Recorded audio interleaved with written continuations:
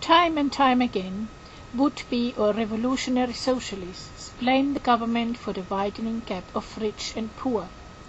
One doesn't seem to understand that to govern this type of economic system omits an essential choice of any government, and that is the financial regulation.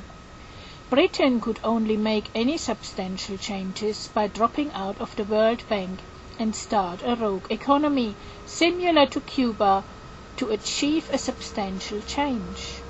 This would prove to be fatal to our society and lead to a complete breakdown of services. Please listen to my video or read the script to The New World Order to understand why banking is the way it is. There are also several other excellent banking films around which explain the principles of banking and how it generates new money through debt. If Britain were to drop out of the World Bank, we would feel it immediately. The culture shock, the loss of lifestyle would be immediate, as we could not supply ourselves with the goods and food needed to keep up our lifestyle. Have you really thought it through when you complain? Because I think we have two choices: continue with our industrial lifestyle as is, or change the whole world to a rural, locally autonomous economy. See my video Food.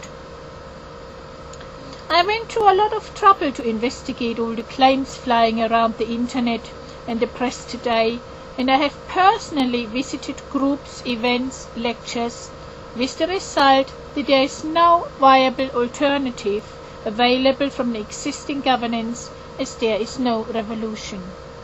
The term revolution is used by many in a fond manner and romanticized but factually related to events brought on by mass poverty.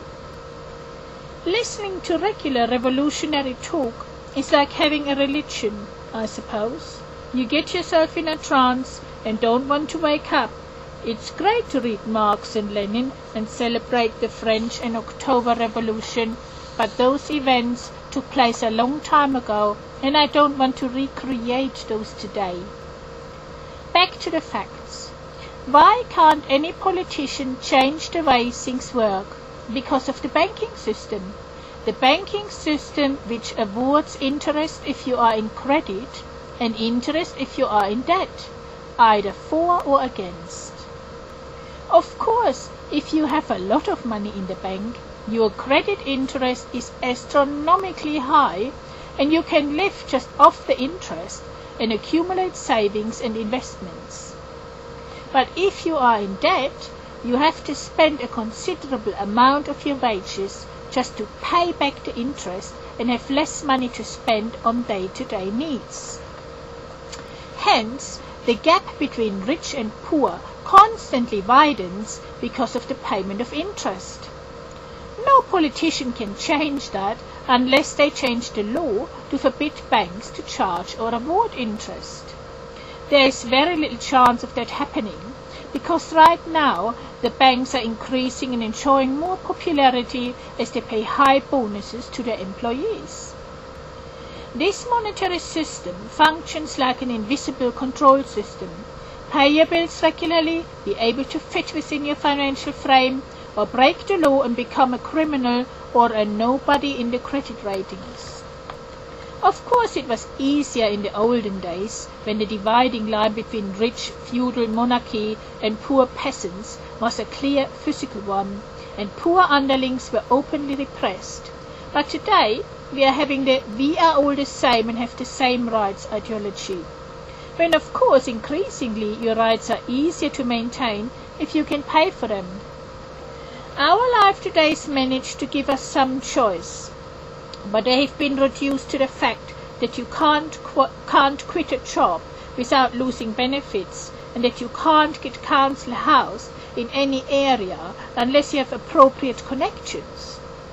Privatizing housing removes that barrier, if not being able to move, but it also reduces or removes the security of tenure, making life more a thing of the moment affair.